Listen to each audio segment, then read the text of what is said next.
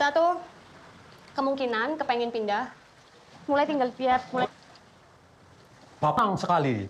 Saya senang banget. Kalau Jem. Imagine breaking off good news and then the conversation just goes completely south. Let's get into that. He's really happy. Something we could do full time to make enough money to live here. We are still paying for it. Ya kita cuma jualan sale itu kira-kira emang how much is far? 1,000. Sekitar 231.430. Selesaikan. To help you guys maybe pay it off. So here, of course, James is expressing the fact that they've got a debt that they need to pay off, despite the fact that they want to live in Indonesia. Now, he's asking, will selling banana chips be enough for us to help us obviously pay it off? Now, he's not asking for help from the parents. He's just saying, is this business going to be enough to help us? Now, the dad says, listen, we will help you solve the problem, okay? And the reason being is because, you see, with the mom and dad, they say we have children because we have responsibility for our children. And that's why the mom and dad are more than happy to try and find a way to pay off this debt that they need. But with that being said, though, paying off the debt means, well, there's a stipulation behind it. And this is the stipulation. Anak tanggung jawab orang tua. Nanti kalau sudah lunas, dilarang punya utang. Don't ever. But sometimes in life you have to take a loan. Ya, hidup. So this is where the conversation goes south. Now, of course, in this situation in particular, the dad is merely saying that once it's paid off, never have a loan again. James, on the other hand, he's saying, no, sometimes in life you need a loan. And the dad goes on to educate James by saying that, listen, you don't want to have money from the bank because you don't want the bank to have to control you, which is a very, very fair point and a very good life lesson. But I will say this, though, depending on what you do in life, like in terms of your career, your earnings, maybe getting a loan is something that you can do, because again, it really depends on who you are. If you're someone that doesn't earn like crazy amounts of money and it's going to take you like a couple of years to pay off a loan, personally, I would advise people to not pay off, to not take a loan out. You know what I'm saying? If it's something that you know you can pay out quite quickly, then fair enough, do what you got to do. But if you know it's something that's going to pretty much be a bit of a burden on yourself, it's not worth it. But nonetheless, though, let's continue. Itu kadang kita butuh, ya kita ambil utang. Kendalikan oleh bank. Don't let the bank take control of us. We need to take control. I mean, you need to help me on this one. Yeah. But at this point, you need to join in the conversation. This isn't just me. Kan seadanya. Just live with Makin what we lama have. semakin meningkat walaupun kecil. Seperti Help cuma me here. karena hari ini tuh kita nggak apa. At this moment in time, James is starting to crumble. That's why he's asking for help, because he's thinking, hold on a minute, I shouldn't be defending this point of view by myself. But the thing is, the dad has merely just said, hey, after we help you, just don't take a loan out again.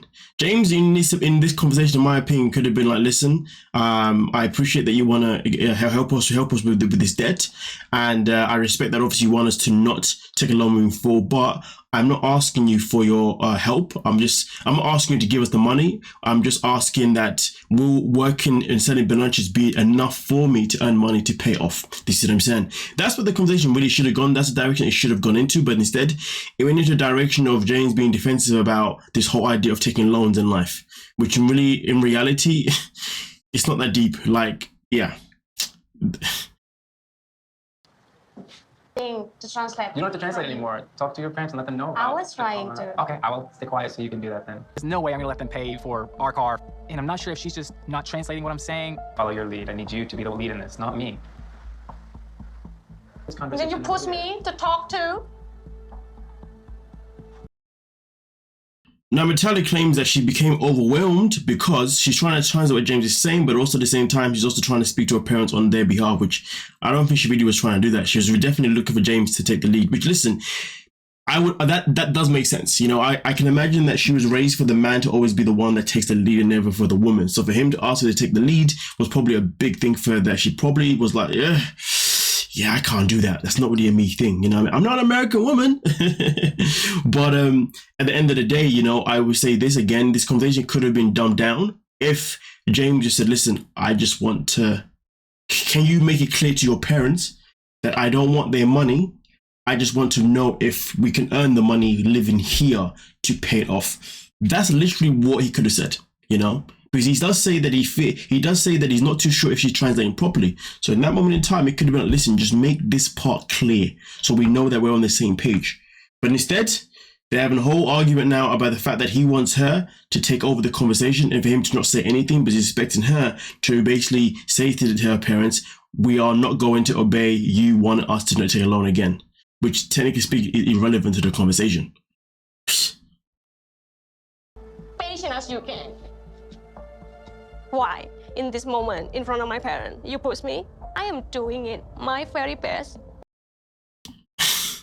This is what happens when you're in a relationship with somebody and your communication is absolutely terrible. I think that my parents also so confused. Why? Jadi beban dari dulu. Masa iya sekarang udah nikah harus jadi beban lagi? Balas kamu anak-anaknya. Now, obviously, in this moment in time, I do believe that she ends up breaking down even more purely because the parents said that, listen, you are our child, so we will take the burden of responsibility, just like you will take a burden of responsibility to your kids. But she still knows that there's still another secret to tell the parents, and that is that James does not want kids. And I believe that this is what pretty much tipped her even more over the edge.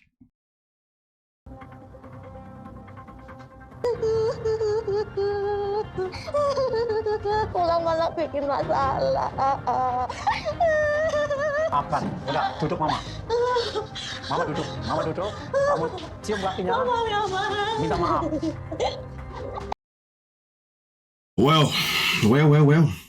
So in this situation, as you can see, in the end, she's now asking for forgiveness for coming back home with problems. I mean, it's a very interesting way of doing things, kissing the feet to ask for forgiveness. I mean, it can never be me, but that's not my religion, just what I'm saying. It's not my culture, so it is what it is. But nonetheless, though, as far as I'm concerned, this whole situation could have been avoided if the communication had been better. Now, granted, her translation probably wasn't the best of the best, but at the same time, he could have at least said to her, listen, are you making this bit clear?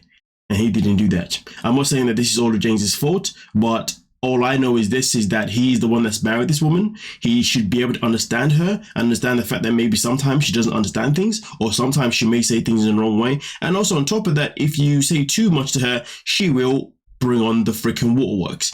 So in reality, the fact that James was then like, oh, I'm so confused what's going on right now, he shouldn't have been, because you should know how your wife behaves. You chose to marry her, you chose to be with her, and usually you choose that because you know all about, or you know all of her perfections and imperfections, if you dig what I'm saying. But hey, it is what it is. It is what it is. But now we move on to the next couple.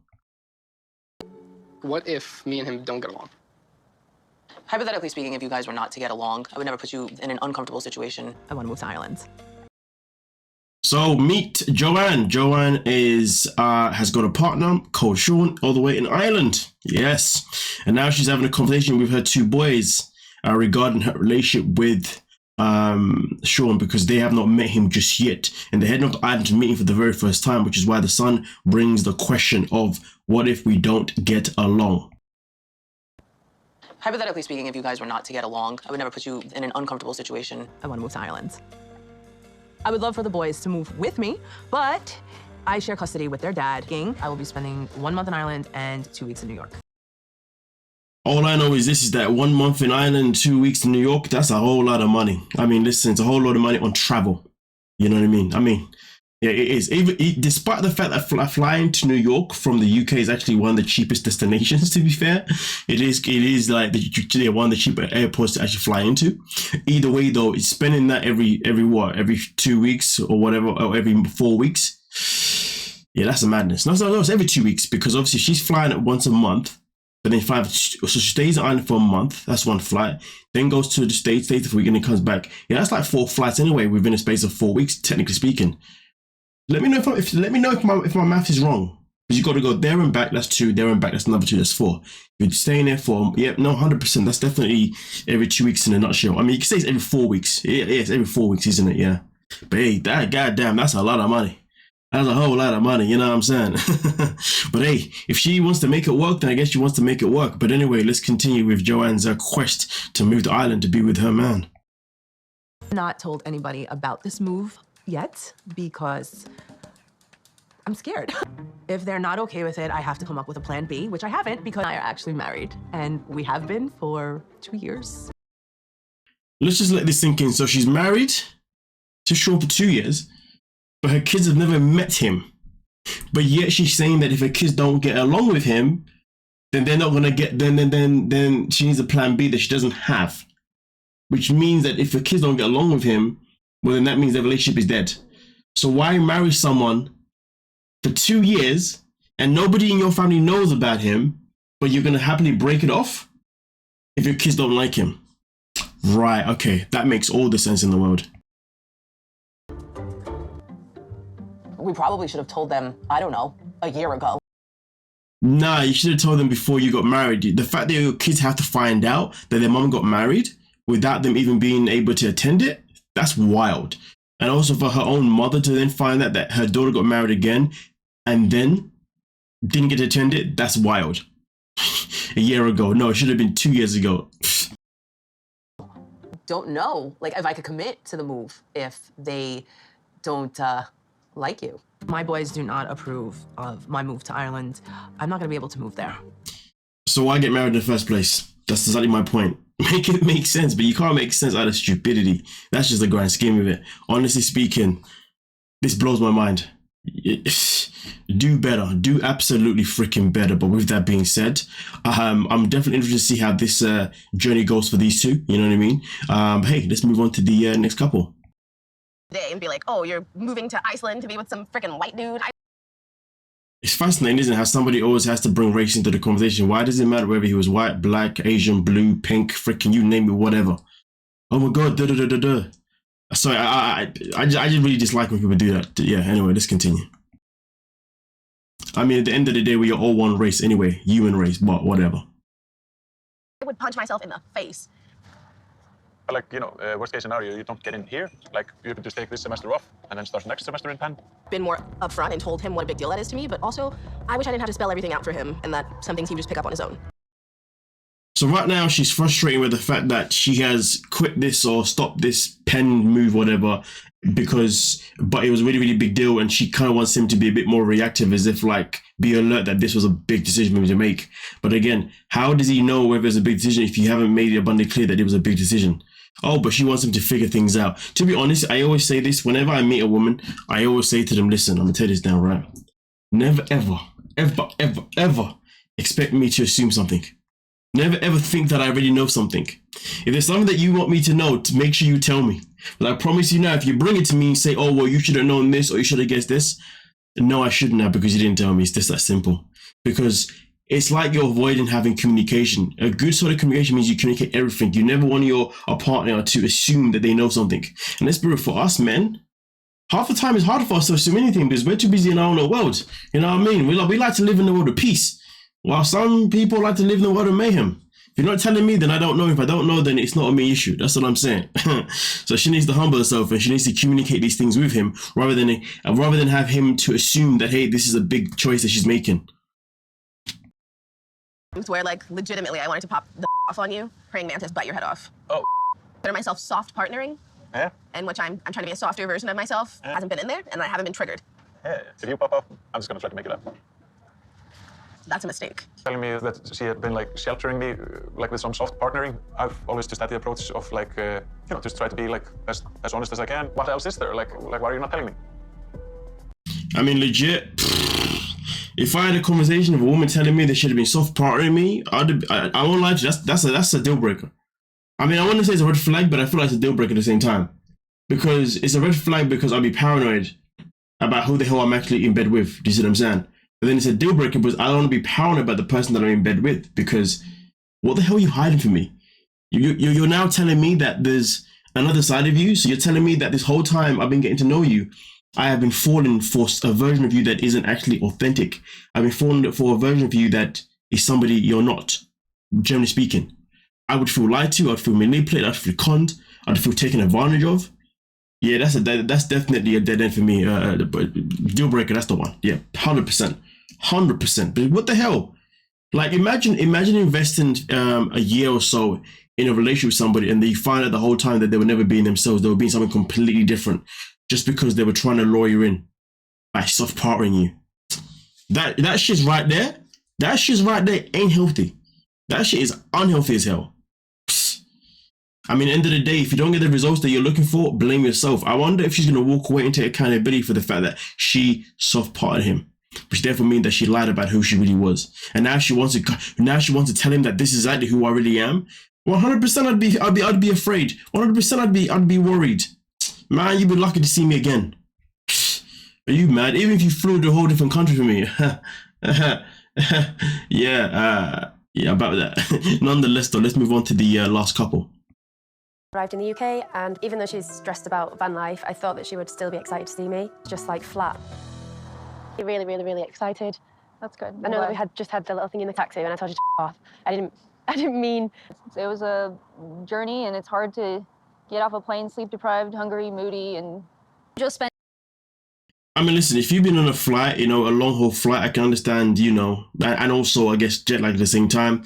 I can understand you not wanting to be very upbeat. So to be fair, I will say in this situation that Dempsey's probably being slightly, well, it is being unfair towards Statler because it has been a long journey. And also she knows that Statler has massive anxiety. And the fact that Statler's taken a big leap and even wanting to try out this whole van life as well is a big thing. So really and truly, Dempsey definitely should have been more welcoming to Statler's mood as she arrived due to the fact it was a long flight, and also because right now she hasn't got the reassurance that she needed yet to be able to understand whether or not this van life was going to work for her. So yeah, Dempsey was definitely being selfish. Yeah, I didn't see it at first, but I see it now. 10 hours of traveling, I'm exhausted, and I'm, you know, supposed to immediately learn this van and learn van life, and I'm not, like, I'm overwhelmed. I wish that she could just understand where I'm coming from. Life, day one, we're getting started, excitement, yay! And I'm just like, well, the good news is once the van actually came and Statler was able to see the van, her nerves did start to calm down, and she was less anxiety, and she was a bit more excited, obviously, about the move, a bit more about the trip they're about to do, if you know what I'm saying. So the good news is it's all positive news right now. But at the end of the day, this is why this relationship was really always doomed to fail, because these two are always pretty much on the same, or always like on a different page. You know what I mean?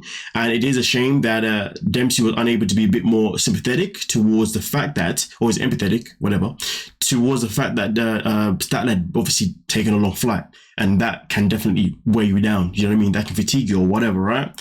But hey, it's still early in the season, so now it's a matter of seeing how the season goes in terms of them being on the road with this van life. I am very interested to see, obviously, how they're going to cope in such a big van, but such a small confinement together all the time.